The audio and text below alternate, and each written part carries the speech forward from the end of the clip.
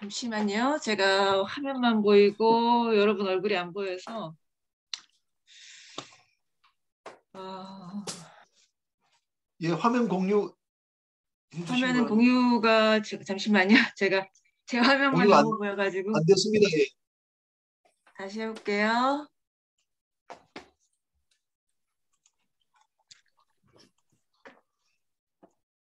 하려고 하면 뭐가 잘 안 돼. 아, 되었습니다. 예. 어,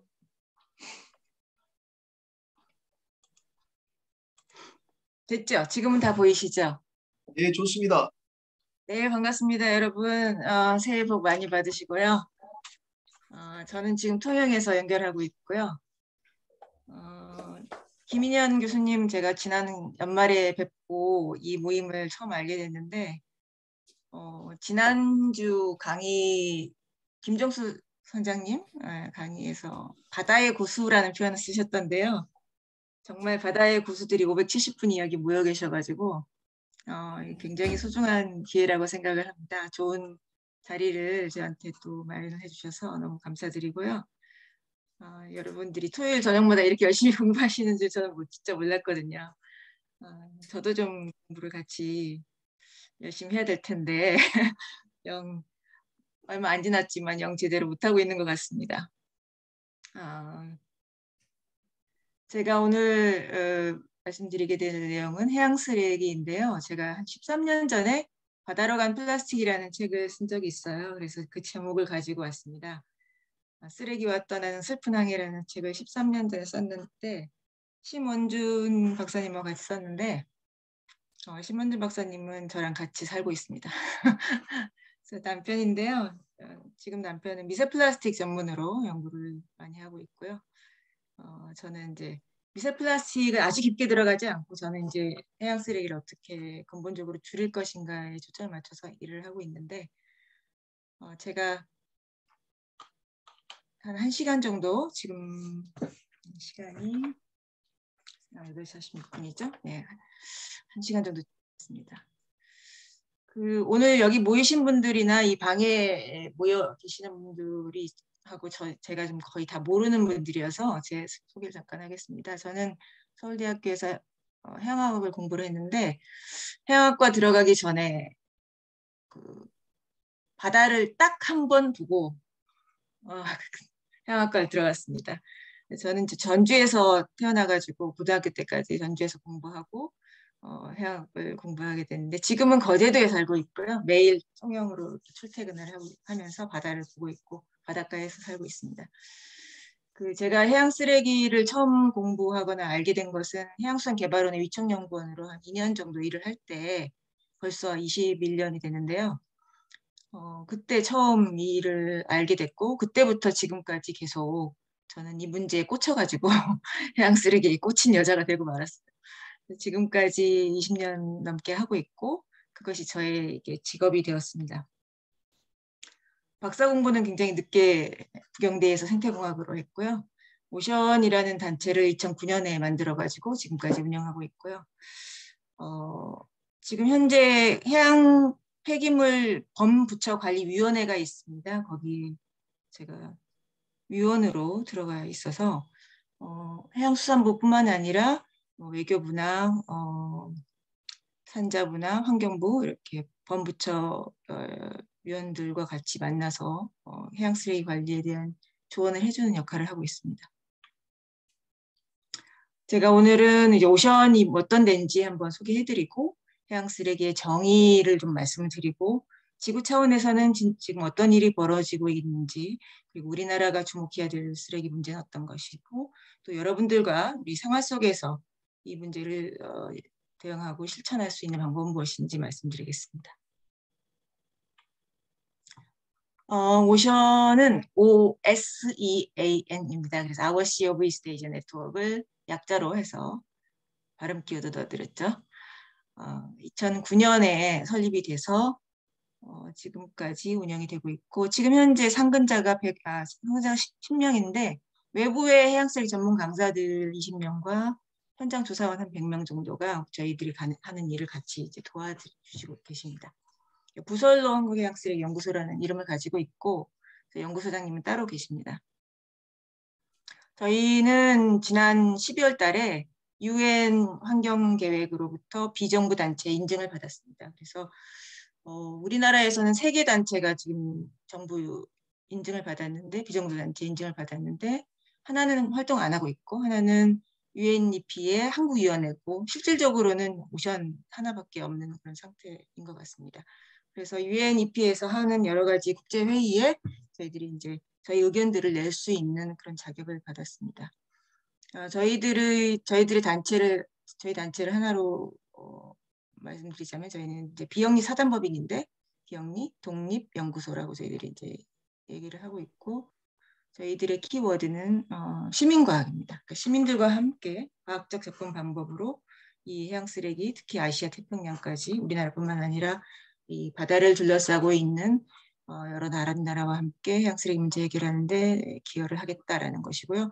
저희는 조사 연구, 교육 공보, 연대 협력 3가지 축으로 이 활동을 이어가고 있고, 생태계 건강이나 협력, 행복, 구성원의 행복도 우리 중요한 가치로 생각을 합니다. 좋은 일을 하고 있지만 하는 사람들이 행복해야 되기 때문에 저는 20년 동안 계속 행복하게 일을 하고 있습니다.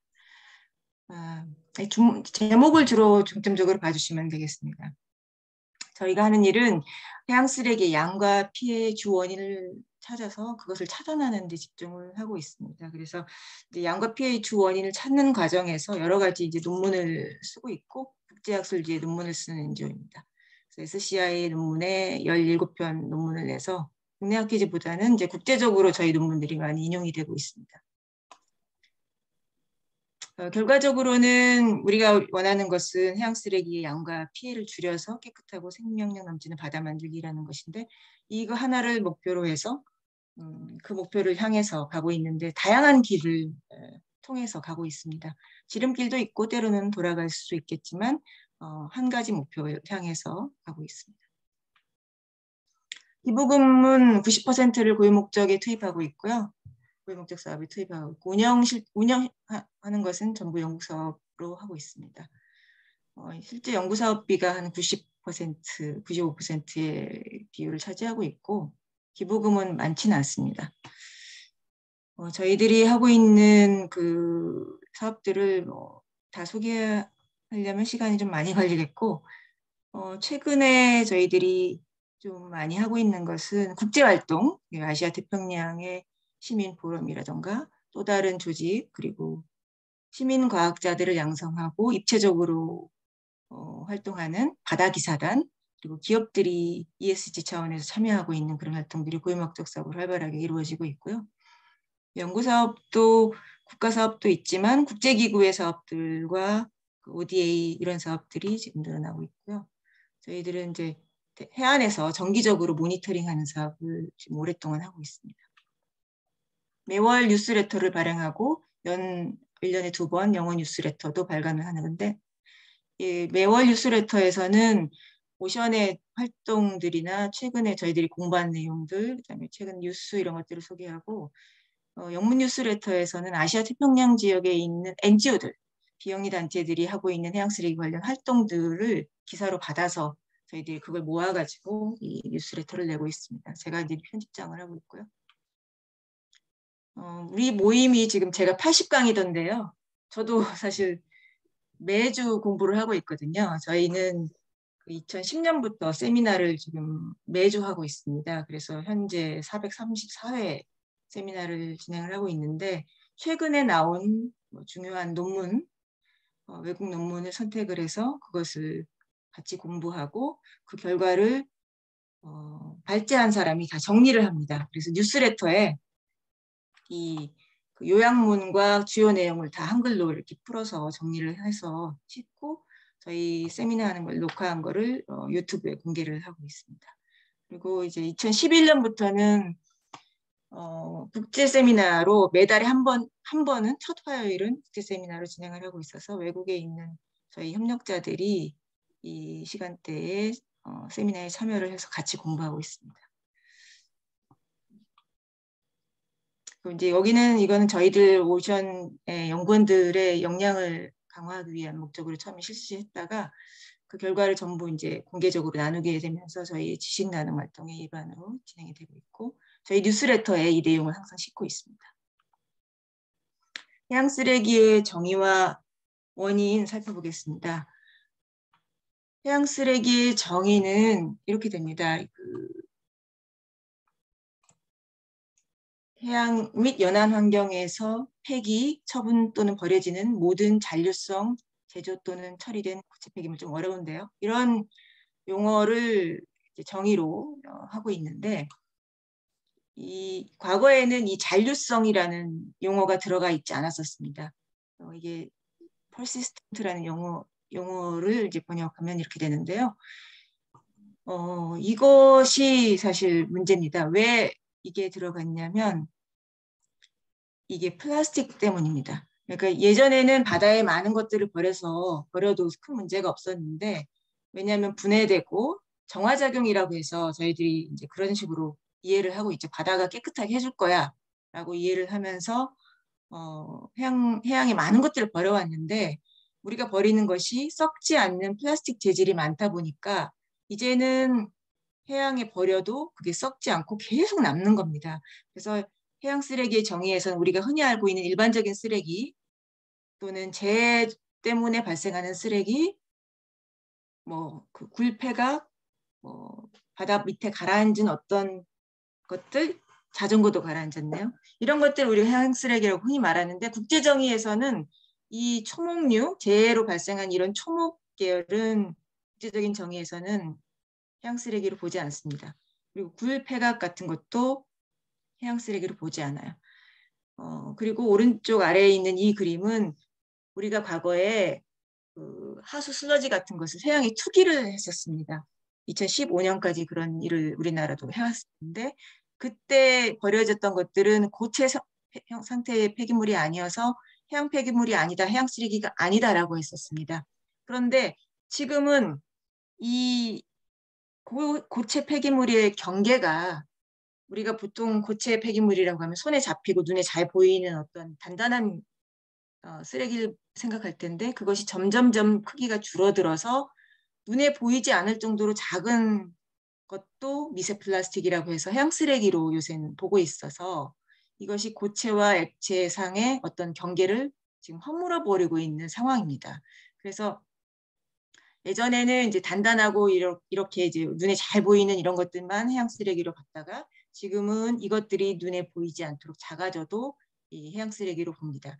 그런데 이제 성분은 대부분 플라스틱 계열이라서 요새는 해양 쓰레기 대신에 해양 플라스틱 쓰레기라는 용어를 더 많이 쓰고 있습니다.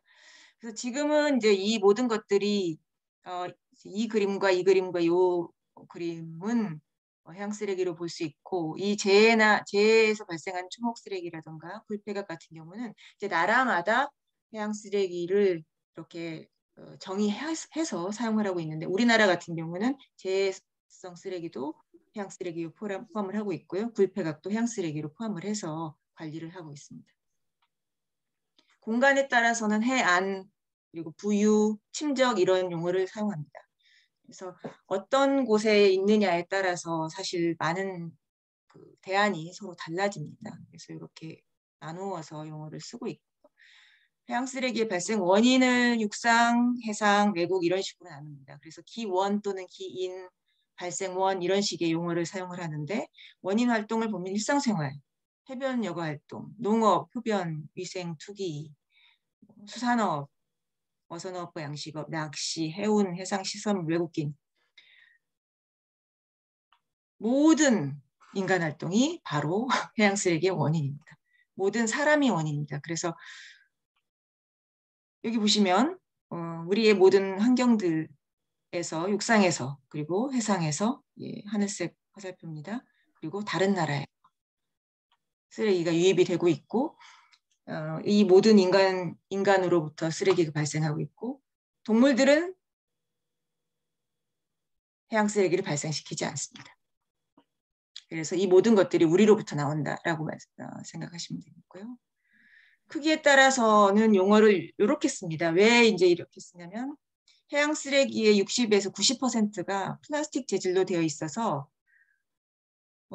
지금은 현재 우리가 많이 이야기하는 미세 플라스틱이라고 하는 것은 생각보다 사이즈가 큽니다. 그래서 5mm, 쌀알보다 조금 큰 크기부터 그보다 작은 것을 미세 플라스틱이라고 하고요. 1마이크로미터보다 더 작아서 우리 눈엔 절대 안 보이는 이런 것들이 초미세 플라스틱이라고 불립니다. 그래서 이런 것들은 세포벽도 뚫어요. 그래서 이제 액체와 고체의 경계가 없다는 것이 이런 것입니다. 그리고 우리가 흔히 바닷가에서 볼 수 있는 것들은 25mm 이상, 병뚜껑 이상인데 그 사이에도 이렇게 작은 것들이 많이 발견이 됩니다. 그래서 제가 시민과학을 오션에서는 지향한다고 했는데 시민과학으로서 저희들이 다루고 있는 영역은 여기까지입니다. 1mm까지는 저희들이 이제 해양 쓰레기 조사도 하고 사람들하고 체험도 하고 줄이는 활동들을 합니다. 하지만 이거보다 더 아래로 내려가게 되면은 이것은 굉장히 좋은 장비와 굉장히 좋은 실험실에서만 이 분석을 할 수 있는 아주 어려운 영역이 되겠습니다. 그래서 해양과학기술원이나 몇 개의 그 굉장히 적은 수의 기관에서만 분석을 할 수가 있는 상황입니다. 이건 제가 이제 이 해양쓰레기 문제에서 항상 사용하는 슬라이드인데요. 여기 보시면 이게 지금 거대한 욕조죠. 욕조같이 생겼죠. 그리고 이게 뭐가 수도꼭지에서 뭐가 막 쏟아지고 있죠. 그래서 지금 물이 막 넘치고 있습니다. 그래서 우리가 여기서 이 그림을 보고 바로 해야 될 것은 바로 여기 수도꼭지를 잠그는 겁니다. 근데 수도꼭지가 한두 개가 아니에요. 많아요. 아까 그 발생 원인을 여러 가지를 제가 나열을 해드렸잖아요. 발생 원인이 많기 때문에 그럼 가장 중요하고 가장 심각한 게 뭔지 찾아서 그 수도꼭지 먼저 잠가야 됩니다. 그래서 제가 오션이 양과 피해의 중요한 발생원을 찾아서 그것을 차단하는 데 중점 준다고 말씀드렸는데 바로 이 그림 때문입니다. 그래서 우리는 수많은 수도꼭지 중에서 가장 중요하고 가장 심각한 것부터 잠그기 위한 노력들을 해야 합니다. 이게 실제로 바다의 단면입니다. 우리의 바다의 단면을 이렇게 보시면 이렇게 생겼죠. 마치 거대한 세숫대야처럼 생겼습니다. 그런데 여기에 끊임없이 뭔가 들어가는 겁니다. 이 수도꼭지로부터 뭔가 막 들어갑니다. 그런데 그게 바로 녹지 않는 플라스틱으로 되어 있습니다. 여러분들 플라스틱이 500년이 지나면 분해된다더라, 뭐 100년 걸린다더라 이런 얘기 들어보셨을 거예요. 그 말은 무슨 말일까요? 플라스틱은 발명된 지 100년밖에 안 됐습니다. 그럼 500년 간다는 얘기, 250년 간다는 얘기는 지금도 녹지 않고 어딘가에 있다는 얘기죠. 여러분들이 플라스틱에다 물을 담가서 놔둬보세요. 플라스틱이 녹나요? 안 녹죠? 그 상태로 100년, 200년 가는 것은 즉 바다로 들어간 플라스틱은 녹지 않고 우리 바다의 어딘가에 계속 쌓이거나 떠다닌다는 그런 뜻입니다. 이 그림을 여러분들이 정확하게 잘 이해하고 기억을 하셨으면 좋겠습니다.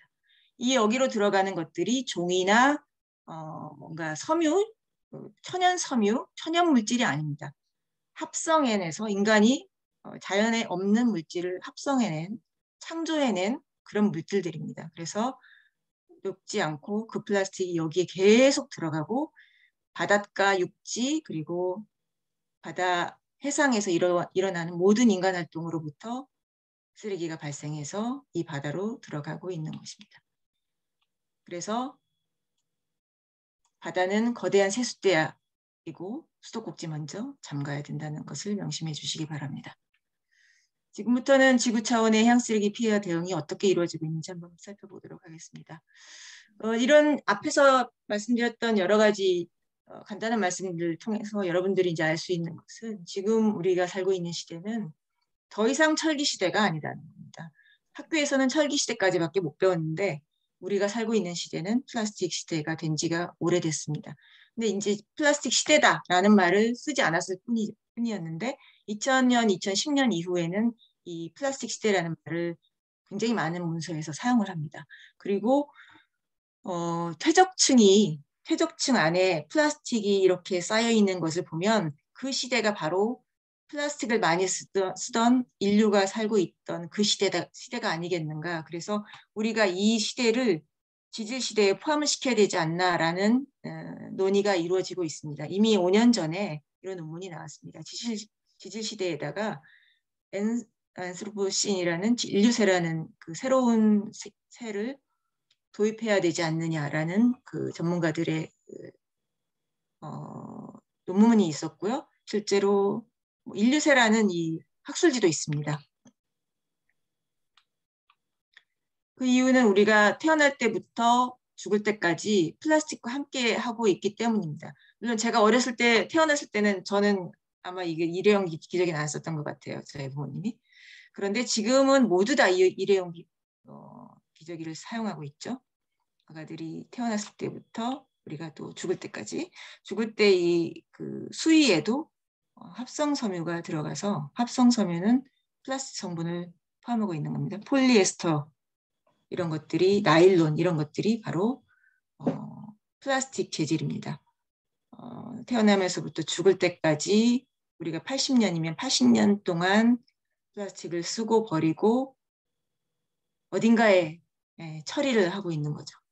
우리 지구상의 모든 인간들이. 플라스틱이 50년대에는 이렇게 사용량이 적었는데 이때부터 기하급수적으로 생산량이 늘게 됩니다. 그래서 많이 생산하면 많이 쓰게 되죠. 플라스틱 쓰레기는 이렇게 급속도로 이렇게 늘어나서 생산량과 비슷한 곡선으로 누적량이 올라가고 있습니다.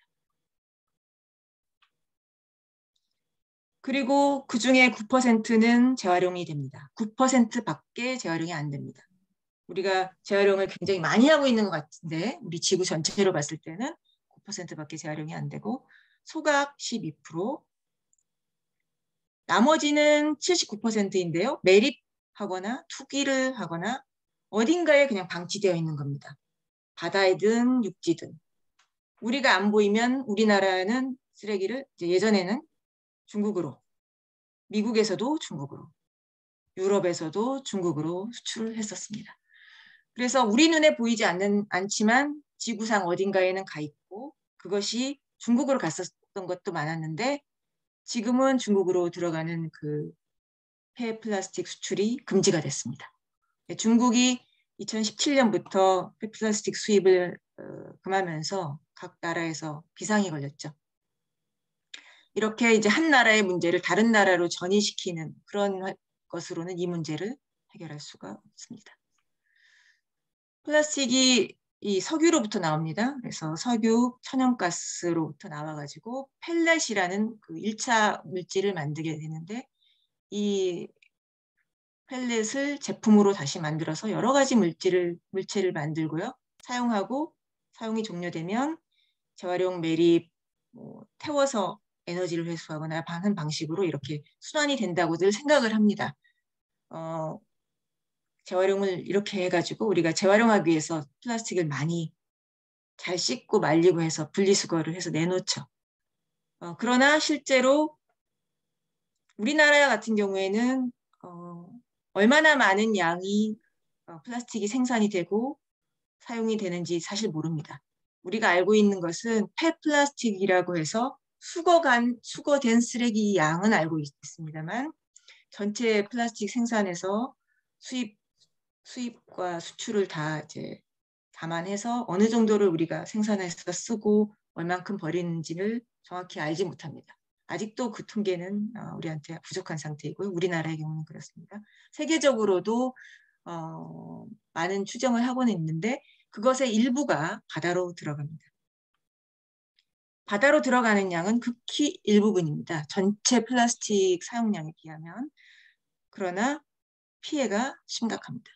그래서 우리가 지금 이 문제가 지금 불거지게 되었고 국제적으로 굉장히 큰 변화가 일어나고 있습니다. 결국은 바다로 들어간 플라스틱이 점점 작은 사이즈로 쪼개져서 미세 플라스틱이 되는 것입니다. 양은 적지만 큰 피해를 입히고 있는데 전에는 이 하나, 둘, 셋, 네 가지의 피해를 주로 입힌다라고 알려져 있었습니다. 생태계에 미치는 영향이 컸다. 그리고 미관에도 안 좋아서 단순히 그냥 눈살을 찌푸릴 정도가 아니고 실제로 관광산업에 큰 피해를 준다. 수산업에 또 피해를 주고 선박 안전에도 영향을 주고 까지 4가지를 얘기했었는데 지금은 여기에 한 가지를 더 추가를 해서 미세 플라스틱으로 인해서 우리 인간의 건강에 직접적인 영향을 받을 수 있다라는 우려가 크게 대두되면서 해양쓰레기의 피해를 이렇게 5가지로 요약을 할 수가 있겠습니다. 생태계 피해는 외국에는 굉장히 많은 사례가 있는데 우리나라에는 사례가 사실 많지 않았었다가 2018년에 바다 거북이 발견이 된 적이 있어요. 그런데 방생을 제주도에서 수족관에서 방생을 했는데 10일 만에 이렇게 많은 쓰레기를 먹고 사체로 발견이 됐습니다. 그래서 이게 굉장히 큰 문제를 일으켰는데요. 정성껏 키워가지고 내놨는데 겨우 열흘 만에 이 거북이 죽어버린 거죠. 플라스틱을 먹고. 이게 우리 바다가 이렇게 이 바다 거북이에게 취약한 아주 위험한 환경이었던 것입니다. 관광산업의 피해는 세계적으로도 많이 안 알려져 있는데 저희가 2011년에 부산에서 있었던 재해성 폭우 때문에 거제도가 제가 살고 있는 거제도가 얼마나 피해를 입었는지 거제시의 용역을 받아서 수정을 한 적이 있습니다. 한 번에 한 열흘 정도 지속된 이 비 때문에 300여억 원의 그 관광산업의 피해가 있는 것으로 저희들이 추정을 했고 이걸 이제 국제학술지에 발표를 해서 지금도 이 논문이 많이 인용이 되고 있습니다. 이런 식의 논문이 거의 사실 많지 않기 때문에 실제로 제가 이 폭우가 쏟아지고 여기 이렇게 쓰레기가 밀려든 날 제가 여기 펜션에 하루 머물고 있었거든요. 나와보니까 이렇게 많은 쓰레기가 있는 겁니다. 그래서 저도 이 현장에서 깜짝 놀랐었는데 아무튼 이 규모가 저희가 생각했던 것보다 훨씬 크게 있었습니다. 이게 한참 그 여름 해수욕객들을 받아야 되는 시점에 그 흥남해수욕장이라는 해수욕장에서 일어났던 이런 사건입니다. 이거는 작년에 제가 받은 그 사진인데 아기 뱃속에서 이런 커다란 이 페트병을 아기가 통으로 먹은 겁니다. 그래서 얘가 이렇게 발견이 돼서 실제로 이제 과거에는 이런 사례들이 많지는 않았지만 우리나라에서도 많이 이제 발견이 되고 있고요. 수산업 피해가 직접적으로 일어나고 있다는 것을 단적으로 보여주는 사진이라서 제가 하나 사진 가져왔습니다. 선박 운항은 여러분들 아마 여기 지금 참여하신 분들은 모두 다 공감을 하신 부분일 거예요. 특히 사망사고가 있었습니다. 이게 이 배에 걸린 로프 때문에 그렇게 됐었죠. 이건 아주 상징적인 그런 사진이라서 제가 이제 가져와 봤고 이런 일들이 전 세계적으로 일어나고 있는데 피해가 크다라는 얘기만 있고 실제로 그럼 얼마나 어떻게 피해가 있는지에 대한 연구는 사실 잘 많이 되어 있지 않습니다. 그리고 이제 플라스틱 자체가 그 제조를 하는 과정에서 첨가하는 여러 가지 화학 물질이 있고 그리고 이게 조각이 되고 물에 들어가서 플라스틱이 가지고 있는 그 소수성이라고 하거든요. 어떤 기름 성분들을 이렇게 끌어당기는 그런 성질 때문에 바다 속에 있는 화학 물질을 흡착하는 그런 성질이 있습니다. 그래서 플라스틱이 그냥 조각나서 많아서 문제일 뿐만 아니라 그 자체가 이 유기 독성 물질을 끌어당기고 붙들어두는 그런 역할을 하기 때문에 플라스틱 쓰레기를 위험물로 분류해야 된다라는 주장을 벌써 18년 전에, 19년 전에 이 네이처의 이런 이야기들 전문가들이 했었습니다. 그래서 이 독성 물질이 먹이 단계를 따라서 이 상위로 계속 올라가는 겁니다. 그래서 전에는 이 바다새 뱃속에서 발견되는 그 플라스틱 조각들, 미세 플라스틱에 대한 연구들이 많았었는데 지금은 그 우리 인체의 모든 장기 속에 이미 미세 플라스틱이 있다고 보셔야 됩니다. 이 기증받은 시신 안에 모든 장기 안에서 이 미세 플라스틱이 발견이 됐고 미세 플라스틱 안에 이제 나노 플라스틱이라고 하는 더 작은 쓰레기 크기로 들어가게 되면 뇌까지도 들어가고 있다는 연구가 나와 있습니다. 그래서 사람에 미치는 영향에 대한 우려가 지금 점점 더 커지고 있고 그거에 대한 연구를 많이들 전 세계적으로 하고 있습니다. 2019년에는 WWF라는 국제 NGO죠. 여기서 우리가 일주일에 신용카드 한 장 정도 먹고 있다. 이렇게 이렇게 발표를 했었는데 이때만 해도 이거는 좀 과장되게 좀 표현한 것이라고 봤었는데 점점 이 양이 늘어날 수밖에 없다는 증거들이 쏟아지고 있습니다. 그래서 현재의 수준으로 우리가 플라스틱을 마구 생산하고 쓰고 마음껏 쓰고 편리하게 쓰고 버리고 하게 된다면 앞으로 우리들의 손녀, 손자 세대에는 일주일에 이렇게 많은 쓰레기, 플라스틱으로 된 신용카드를 먹는 그런 시대가 오고 말 거라는 그런 암울한 전망들을 많은 연구들이 쏟아내고 있습니다. 그래서 유엔에서는 2015년에 지속가능 발전 목표에 해양 쓰레기를 포함하게 되고 그리고 2020년에는 그 플라스틱 오염 제로를 위한 시나리오 평가라는 그 굉장히 많은 사람들이 모여가지고 굉장히 방대한 연구를 통해서 2016년에 비해서 2040년에 연간 대형 플라스틱의 쓰레기 발생량은 2배가 늘어날 것이고 바다로 유출되는 양은 3배가 늘어날 것이고 바닷속에 누적되는 양은 4배가 될 것이다라는 그 연구 결과를 내놨습니다. 그리고 이제 작년 말에도 UNEP에서 해양쓰레기 From Pollution to Solution이라는 보고서를 내면서 이거를 이용해서 이제 올해 지금 2월 5일이잖아요. 2월 28일부터 3월 초까지 환경 UNEP의 환경총회가 열리게 됩니다. 거기서 우리가 이제 플라스틱 문제를 어떻게 막을 것인가 그리고 어떤 협약을 만들어야 될 것인가에 대한 논의가 활발하게 이루어질 예정이고 그것을 위해서 지난 몇 년간 굉장히 많은 일이 벌어졌고 특히 지금 연말에 협약의 초안을 여러 나라에서 제출을 하고 그것에 대한 검토와 의견 수렴들이 활발하게 이루어졌습니다. 그래서 어떻게 하면 이 발생원을 막을 것인가, 수도꼭지를 어떻게 잠글 것인가 이런 논의들이 국제적으로 활발하게 이루어지고 있고 우리들이 태평양에 있다고 믿었던 플라스틱으로 이루어진 섬은 없습니다. 없고 거기에 가면 이런 미세 플라스틱이 가득한 물속에 미세먼지가 흩어져 있는 것 같은 미세 플라스틱이 가득한 이런 바다를 우리가 접하게 된다는 그런 연구 결과들이 굉장히 많이 나와 있고요.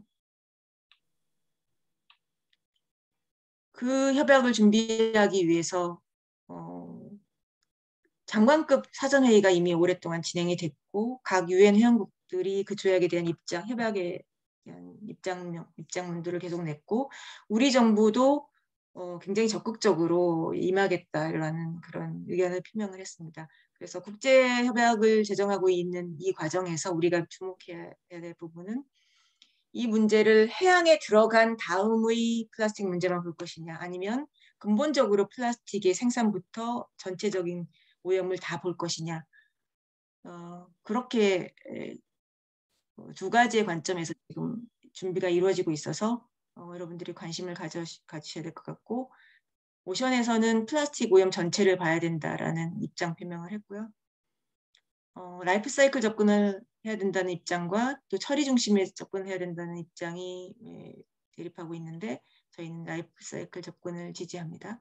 그리고 강력한 제도적 틀 또는 약한 제도적 틀 두 가지가 대립하고 있는데 우리나라 정부는 지금 다 앞에 플라스틱 오염 전체, 라이프 사이클 접근, 강력한 제도적 틀을 지지하는 그 입장 표명을 했습니다. 그 부분에 있어서 저희도 같은 입장이고요. 뒤쪽으로 이렇게 지금 하고 있는 나라는 이제 일본이 좀 그렇게 하고 있습니다. 네, 지금부터는 우리나라가 주목한 해양 쓰레기와 대응 쪽 말씀드리겠습니다. 제가 아까 이제 계속 말씀드리는 것은 이렇게 수도꼭지 중에서 어떤 것이 더 심각하고 어떤 것이 더 중요한지 찾아야 된다고 말씀드렸어요. 그래서 우리나라의 해안 쓰레기는 2008년부터 지금 전국적으로 두 달마다 계속 모니터링을 하고 있습니다. 이 모니터링 전체 제안을 이제 저하고 제 동료가 했는데 KMI에 있을 때 해안 쓰레기 모니터링을 20곳에서 했었던 경험을 가지고 이걸 이제 저희가 제안을 할 수가 있어서 지금 15년째 진행이 되고 있습니다. 이 쓰레기 조사를 통해서 저희들이 원인을 파악을 했는데요. 이 가장 상위에 있는 것을 보시면 수산업과 양식업에서 나오는 것이 우리나라 쓰레기 중에서는 가장 중요한 발생 원이고요. 시기적으로 쭉 그 시계를 보면 약간 비율이 줄어들고 있습니다. 두 번째로 중요한 발생 원인은 일상생활에서 나오는 생활쓰레기입니다. 약간 그 비율이 늘어나고 있는 것을 알 수가 있고요. 그다음에 해변에서 놀다 버리는 쓰레기로 보이는 것들은 이런 그 약간 연한 초록색 계열의 선을 보면 되는데 살짝 비율이 늘어나고 있습니다. 그래서 아직까지도 수산업이나 어업에서 나오는 쓰레기가 제일 많긴 한데 좀 감소 추세이고 다른 것들이 약간 증가하고 있는 그런 상황입니다. 외국에서 들어오는 쓰레기는 여기 지금 진한 청색인데 5%에서 조금 늘어났다가 좀 감소하고 있는 그런 상황입니다. 우리나라 해양 쓰레기 양은 연간 한 15만 톤, 14만 톤 정도 들어오는 것으로 추정을 했는데 이것도 저희 오션에서 추정을 했습니다. 여기 안에는 초목류까지 포함을 하고 있어서 초목을 빼면 한 10만 톤 이하 정도로 생각이 되는데 최근 5년 동안에 생활계 폐기물만 저희들이 따로 추출을 해봤을 때 연간 얼마죠? 1,900만 톤입니다. 그러니까 육상에서 우리가 쓰고 버리는 쓰레기는 어마어마하게 많습니다. 그래서 그거에 비해서 바다로 들어간다고 추정한 양은 0.76%로 굉장히 적은 그런 상태입니다. 그래서 우리가 해양에 들어간 쓰레기만 보게 되면 사실 양이 너무너무 적어요. 그런데 저는 이 일에 왜 20년을 이렇게 쓰고 있을까요? 그것은 피해가 굉장히 크기 때문입니다. 제가 이렇게 5개의 사진을 이제 올려놨는데 중요한 순서대로 말씀드려 보겠습니다. 우리나라 해양 쓰레기 중에서 가장 중요하고 가장 심각한 거 바로 이 스티로폼 부표입니다. 오늘은 이 얘기를 제가 많이는 안 하고 여기서만 말씀드릴 건데 스티로폼 부표가 우리나라의 바닷가에서 가장 많이 발견되는 쓰레기고요. 미세 플라스틱에서도 가장 압도적으로 많이 발견되는 그런 쓰레기입니다. 그래서 양도 많고 피해도 심각한 것이 바로 스티로폼 부표라서 저희 오션에서는 2010년부터 이 스티로폼 부표를 줄이기 위한 정책 개발 워크숍을 시리즈로 쭉 열고 정책에 도입이 되도록 여러 가지 과정들을 거쳐서 지금은 이 부표를 쓰지 않게 하는 정책이 지금 시행이 되고 있으나 여전히 이 해양 쓰레기에서 이것이 비중을 차지하고 있고 굉장히 심각한 상태입니다. 두 번째로 말씀드릴 수 있는 가장 중요한 양과 그 피해를 보이는 것은 이 폐어구 종류입니다. 밧줄, 폐어구 중에서도 밧줄이 더 심각한 피해를 입히고 있는 것 같고 이것과 그 다음에 이제 그물, 어망입니다. 어망 세 번째. 그러니까 이거 다 지금 폐어구죠. 하나, 둘, 셋. 그다음에 세 번째는 통발입니다. 통발. 그러니까 하나, 둘, 셋, 넷, 네 가지가 다 폐어구입니다. 폐어구가 가장 양도 많고 피해도 큽니다. 5번째는 양은 적은데 피해가 심각한 거 바로 낚시 쓰레기입니다.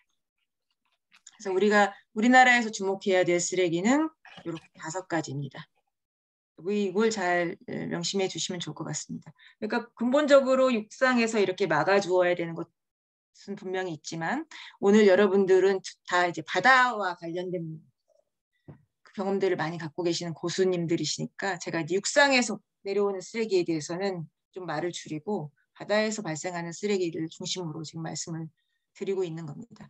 그래서 이런 것들이 전체 쓰레기의 반을 차지합니다. 그러니까 반은 육상에서 나오고 반은 이 해양 해상에서 벌어지고 있는 여러 가지 활동을 통해서 우리 바다에 이런 피해를 입히고 있습니다.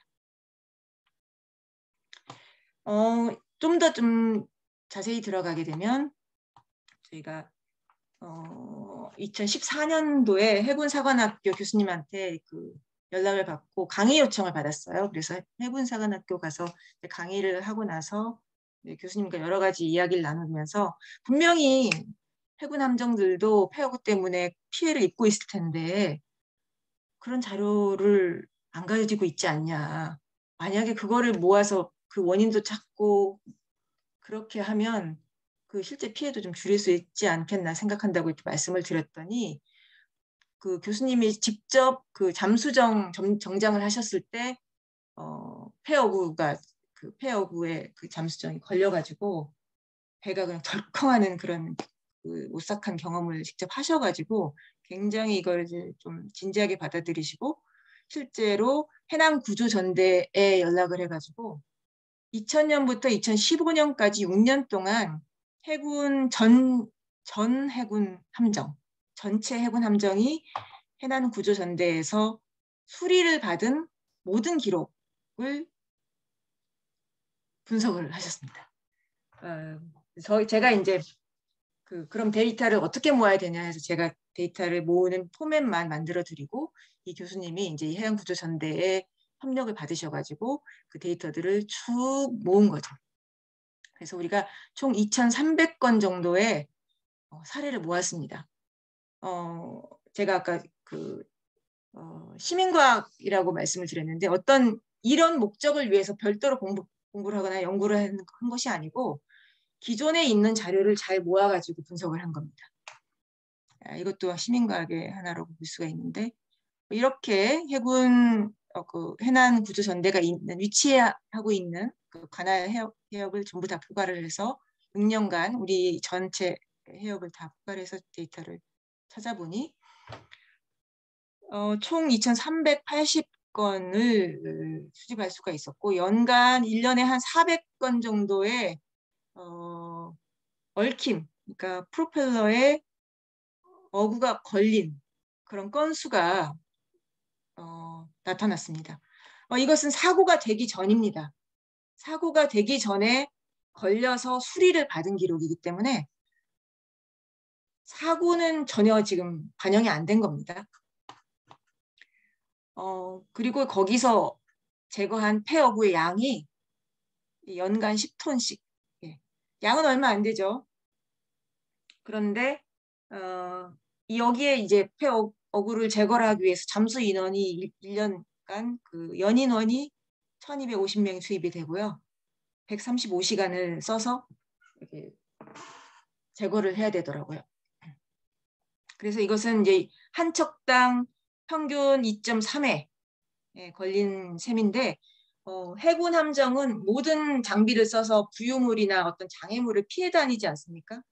그래서 사용 중인 그 표시가 잘 되어 있는 어구는 잘 피해 다니는데 이렇게 그 부유하고 있는 위치 표시가 안 되어 있는 이런 것들에 이 우리 고급 장비를 가지고 있는 해군 함정조차도 피해갈 수 없다는 것이죠. 그래서 이것이 이런 함정 같은 경우에는 1년에 2.3회 걸렸지만 제가 또 다른 설문에서 보면 어민들은 1년에 한 30건 정도 걸린다고 응답을 했습니다. 그래서 해군 함정이 이 정도면 다른 함정들은 더 많이 걸리지 않을까 저는 그렇게 추정을 합니다. 그래서 전체적으로 연도별 전수조사를 한 거기 때문에 연도별로 이렇게 보면 살짝 감소를 하더라고요. 다행인 것은 살짝 감소를 하고 있는데 수거한 어망의 양은 늘어났습니다. 그래서 한번 쓴 아마 어선 세력도 줄어들고 있는데 쓰는 어구의 양은 좀 많아지는 것은 아닌가 이렇게 생각을 합니다. 이것으로 인해서 경제적 손실이 얼마나 일어날지를 제가 계산을 해봤고 다이버의 임금만 아주 최소한으로 적용을 했을 때 1년에 한 1억 정도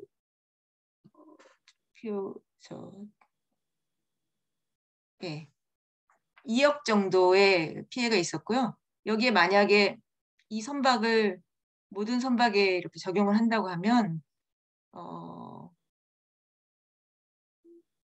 680억 정도의 피해를 입힐 것으로 저희가 추정을 했습니다. 그런데 이건 이제 다이버 임금만 적용한 것이기 때문에 운항 지연에 따른 비용이라던가 SSU 전대로 이동하고 복귀하고 하는 데 들어간 연료, 장병 인건비 이런 것들을 다 감안을 하게 되면 경제적 손실은 다이버 임금보다 훨씬 클 수밖에 없는 그런 상황입니다. 전 세계적으로 이런 연구들이 한 3편 뭐 정도밖에 안 되고요. 이거는 굉장히 정량적으로 한 연구로서 이건 굉장히 거의 유일한 연구 결과였습니다. 2019년에는 해경하고 저희가 협업을 했었는데 저희가 이제 설문지를 만들어서 선박에서 나오는 쓰레기나 어떤 쓰레기를 관리하는 거, 쓰레기 유실 이런 것들을 설문을 하는 그 조사를 해봤는데 설문지는 저희가 구성하고 저희가 이제 자료 분석했고 실제 조사는 해경에서 전국의 475척을 대상으로 직접 1:1 설문을 실시를 했습니다. 물론 이제 해경에서 조사를 했기 때문에 응답자들이 좀 위축이 되고 실제대로 말을 안 했을 가능성도 많이 있습니다. 그런 것들을 감안하고 그냥 들어보시면 총 이 선박 475척에서 나오는 쓰레기는 한 4만 톤 정도 계산이 됐고요. 1년에 이제 한 번 왕복 항해하는데 한 90kg 정도의 고형 쓰레기가 발생을 했고 45%가 플라스틱으로 나타났고요. 화물선이 가장 양이 많았습니다. 응답자 중에 11%가 다른 선박에서 쓰레기를 투기하거나 유실한 것을 목격했다라고 응답을 했습니다. 이게 자기가 뭘 했다라기보다 저희들 질문을 이제 간접적으로 하기 때문에 다른 선박이 그렇게 하는 걸 봤다. 그리고 투기 비율은 한 10% 이하로 될 것이다라고 응답한 사람들이 한 60%를 차지했습니다. 그래서 실제로는 이거보다 더 높을 것이다라고 저희는 이제 보고 있는 거죠. 그런데 유실의 원인이나 그 투기의 원인을 물어봤습니다. 유실의 원인은 관리 소홀 같다. 그리고 자연 유실되는 것도 있지만 관리 소홀과 저장 공간이 부적절했다. 이런 비율이 더 높았습니다. 합치면은 더 높죠. 자연 유실에 비해서. 또 투기의 원인도 보시면 승선자의 의식이 부족하거나 육상 처리의 편리성이 부족하다. 또는 육상 처리 업체가 부족해서 비용이 지금 좀 많이 든다. 그래서 투기한다. 이런 식의 답변들을 했기 때문에 이것을 봤을 때 개선의 여지가 많다. 선박에서 내놓는 쓰레기 자체를 줄일 수 있는 여지가 많이 있다라는 것을 저희들이 파악을 했습니다. 물론 이 선박에는 아까 보여드렸듯이 화물선이나 유조선, 어선 이런 것들이 많은데 대개는 이제 선박들이 그렇게 크지 않았어요. 저희들이 응답한 이 선박들은 26척만 이제 폐기물 기록부 의무 대상 400톤 이상이었고요. 그래서 대부분은 이제 소형 선박들이고 승선 인원도 15명 이내 안 되는 그런 선박들이었습니다. 그리고 이 사람들이 입은 피해 경험들을 물어봤습니다. 그 진로항해 방해라던가 항로를 변경할 수밖에 없었던 사례, 스크류에 얽힌 사례도 26%, 어구의 파손이나 뭐 손실을 입은 어민들 대답 이런 것들을 포함했을 때 이런 것들을 건수를 다 그냥 합쳐서 보면 6,500건의 피해 경험이 있었습니다. 그래서 우리가 이 어떤 쓰레기 때문에 입는 그 피해가 항상 상시적으로 모든 선박에서 발생하고 있다는 것을 짐작할 수가 있습니다. 그래서 여러분들도 아마 많은 경험들을 가지고 계실 텐데 이제 어떻게 하면 보다 구체적으로 그 내용을 파악하고 그것을 줄이기 위해서 어떤 일을 해야 될지를 고민하는 그런 단계까지 이제 올라가게 되기를 저는 이제 바라면서 지금 이런 내용들을 오늘 준비를 했고요. 이 오션에서 하고 있는 일들은 앞에서 말씀드렸듯이 양과 피해 그 핵심적인 원인을 파악을 해서 아까 말씀을 드렸고 이제 오션은 지금 여기 통영에 있지만 해양수산부 세종시에 있는 해양수산부가 이 해양 쓰레기를 총괄하고 있고 환경부는 육상에서 나오는 플라스틱 부분, 육상에서 바다로 들어오는 부분에 대한 책임을 지고 있습니다. 그리고 해양환경공단에서 해양 폐기물 센터인데요. 지금 정부 사업을 집행을 하고 굉장히 많은 예산을 집행하고 있고요. 오천오환공단이 어업과 관련된 폐어구와 관련된 사업을 많이 진행하고 있습니다. 환경부를 지원하기 위해서 한국환경연구원과 환경공단이 있고 자원순환사회연대라는 시민단체도 육상 쓰레기를 줄이기 위한 활동을 활발하게 하고 있습니다. 해양 쓰레기 부분은 남해 거제도에 있는 해양과학기술의 남해연구소가 미세 플라스틱을 선도하고 있고 해양수산개발원에서는 해양쓰레기 정책 개발을 지금 주도하고 있습니다. 이렇게 이제 전국에서 흩어져 있는 여러 기관들이 핵심적으로 이 플라스틱 바다를 줄이기 위한 노력들을 많이 하고 있는 상황이고요. 우리나라의 이 관리법은 현재 가장 최신 법이 해양 폐기물 관리법입니다. 이것이 오염 퇴적물하고 포함해서 해양 쓰레기를 총괄하는 새로운 법률이 만들어졌고 이거에 따라서 10년짜리 해양 폐기물 관리 기본 계획이 수립이 되었습니다. 그리고 이거에 따라서 범부처 폐기물 관리위원회도 만들어졌고 그래서 제가 이제 이 해양 폐기물 관리위원회 위원으로 지금 10명의 그 민간위원 중 한 명으로 들어가 있습니다. 우리가 지금 해양 쓰레기 정책은 우리나라 정부의 해양 쓰레기 정책은 1차 해양 폐기물 관리 기본 계획에 따라서 이루어지고 있는데 제일 앞에 있는 것이 발생 예방이고 발생 예방이 제가 말하는 수도꼭지를 잠그는 거죠.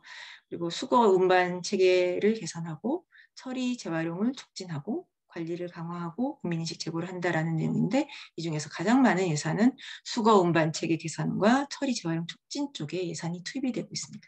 그래서 저는 이제 이런 예산들이 너무 많이 사실 수입이 되고 있어요. 전 세계에서 우리나라가 아마 가장 많은 예산을 여기에 쓰고 있을 것입니다. 제가 알기로는 그렇습니다.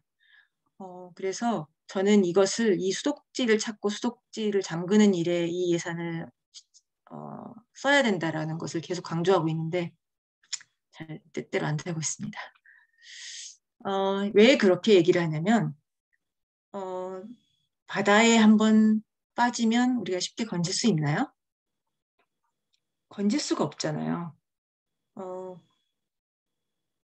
바다에 들어간 다음에 건지는 것보다는 바닷가에 있는 거를 건지는 것이 또는 선박에서 유실이 되기 전에 잘 처리하는 것이 훨씬 효과적이죠. 그것이 바로 수도꼭지를 잠그는 일이죠. 제가 이건 논문을 낸 건데 사후 대처를 하는데 우리는 돈을 8배에서 10배를 씁니다. 그런데 그 비용이 어디에 주로 들어가냐면 수거하는 데 들어갑니다. 처리 과정은 다 똑같아요. 거의 똑같습니다. 그런데 흩어져 있는 바다에서 이 쓰레기를 수거해서 한국까지 운반해가지고 처리장까지 가져가는 비용이 답니다. 대부분입니다. 그래서 그 비용을 아껴야 한다고 저는 생각을 하고 그렇게 하기 위해서 가장 좋은 방법은 현재까지도 이건 2015년에 낸 논문인데 현재까지도 선상 집화장을 보급하고 어민들이 스스로 여기까지는 가져오도록 하는 것.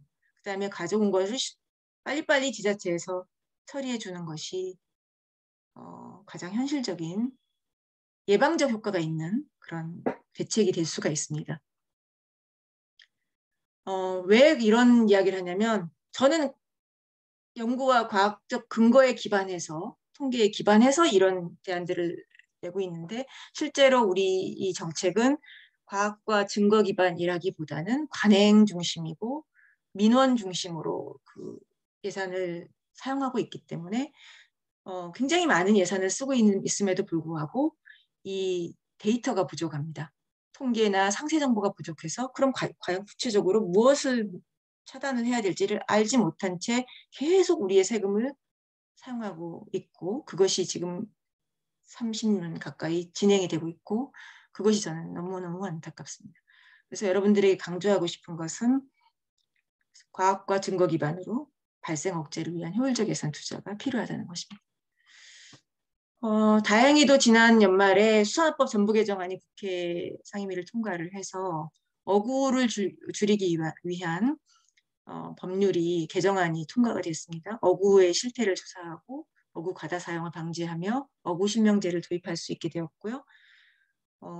어구 부표 보증금제도 도입을 할 수 있게 되어서 굉장히 희망적인 그런 상황이 되었습니다. 그러나 우리가 여전히 무시하고 지금 제대로 못하고 있는 부분이 뭐냐면 불법 어구를 막는 겁니다.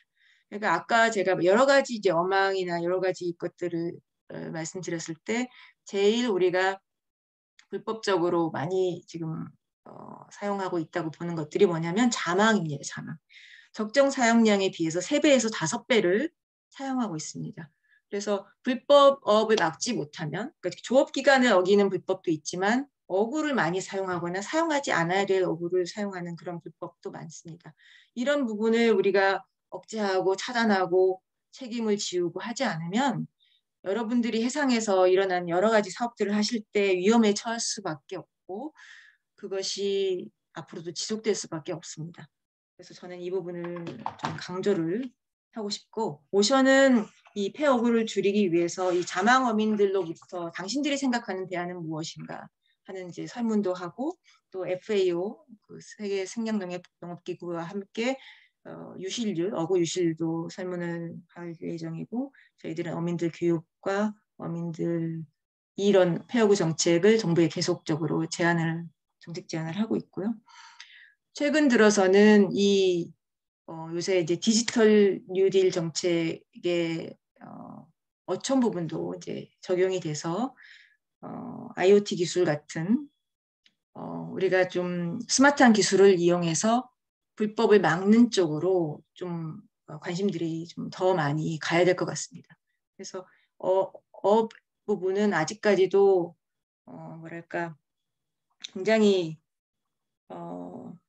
1차원적인 상태로 머무르는 것이 많습니다. 굉장히 다른 분야에 비해서 새로운 기술의 적용이 적은 편인데 수거하는 데는 많이 사람들이 지금 R&D도 하고 있고 엄청나게 많은 돈과 전문가들이 달라붙어 있는데 불법업을 어떻게 효과적으로 막을 것인가에 대해서는 없습니다. 그래서 이 부분은 여러분들에게 좀 강조를 하고 싶고요. 올해 9월 18일부터 23일에 7차 국제향수리 컨퍼런스가 우리나라 부산에서 열립니다.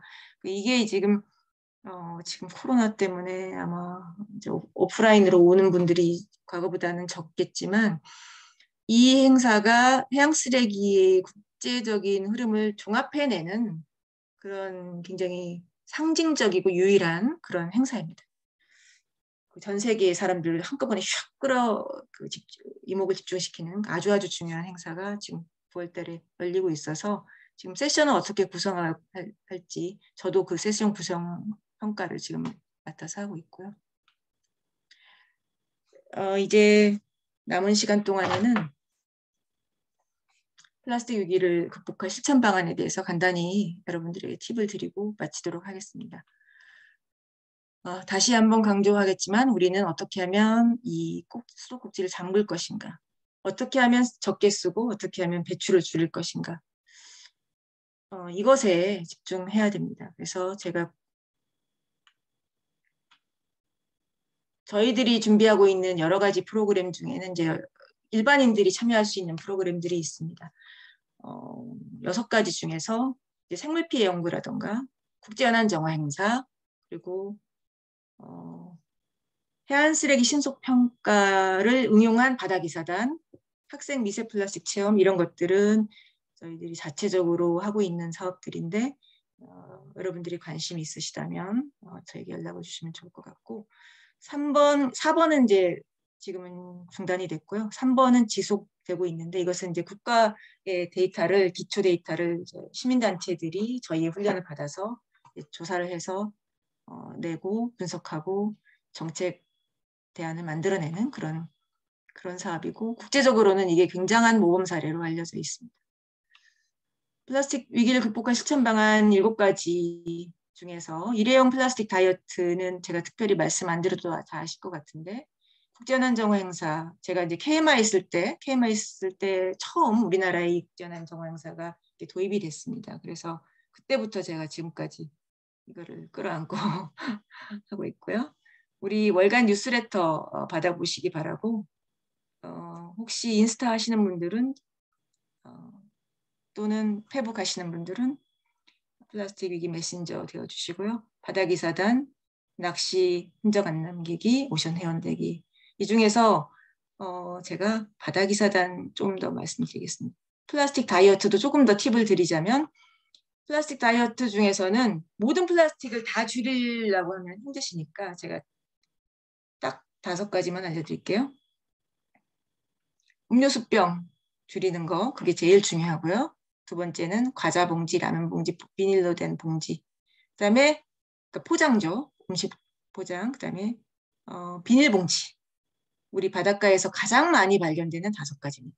그래서 나머지는 사실 줄이기가 스티로폼 식품용기 같은 거는 여러분들이 직접 줄이기는 어려우신 부분인데 음료수병이나 비닐봉지나 라면 과자 봉지 이런 것들은 좀 이것을 줄이는 데 집중을 하시면 우리 바닷가에 있는 쓰레기를 보다 효과적으로 줄일 수 있습니다. 왜냐하면 이런 것들이 우리 바닷가에서 가장 많이 발견되는 탑 10이기 때문입니다.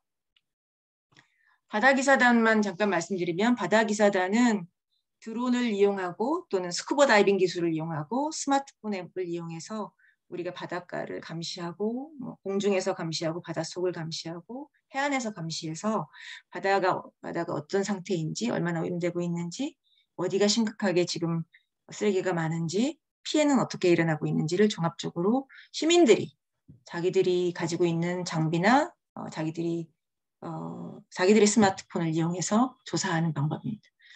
참여를 하실 수 있습니다. 인턴 모집하고 있으니까 혹시 좋은 인재가 있으면 소개시켜 주시고요. 이상으로 제 발표를 마치도록 하겠습니다. 감사합니다.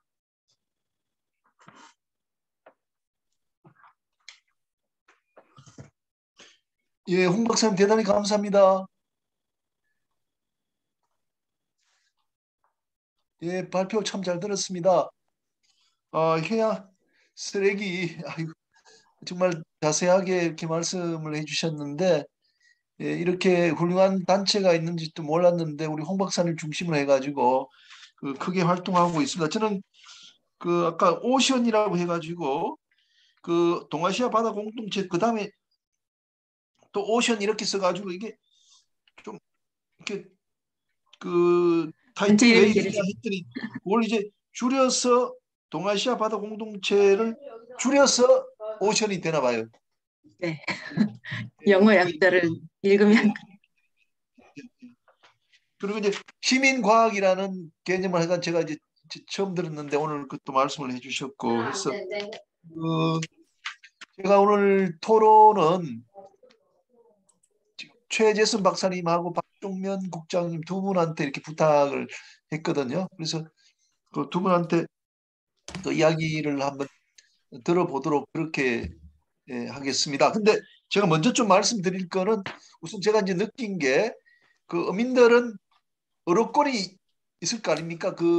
해안가 바다에서 고기를 잡을 권리가 있으니까 그 권리를 실행하는 가운데 자망도 있고 그다음에 부표 플라스틱이 된 부표 이런 걸 이제 쓰게 된단 말이죠. 그런데 지금 또 한편으로 환경을 보호해야 되니까 그것도 권리가 있을 것 같고 그런 권리가 이제 고민영 교수님 계시지만은 충돌하는 상황에서 이 해양 플라스틱을 우리가 어떻게 처리할까 이런 그게 나오는 것 같아요. 그러면 제 생각에는 그러면 이제 어록권을 보호해주는 관점에서 본다면은 그러면 자망이라든지 아까 플라스틱으로 만든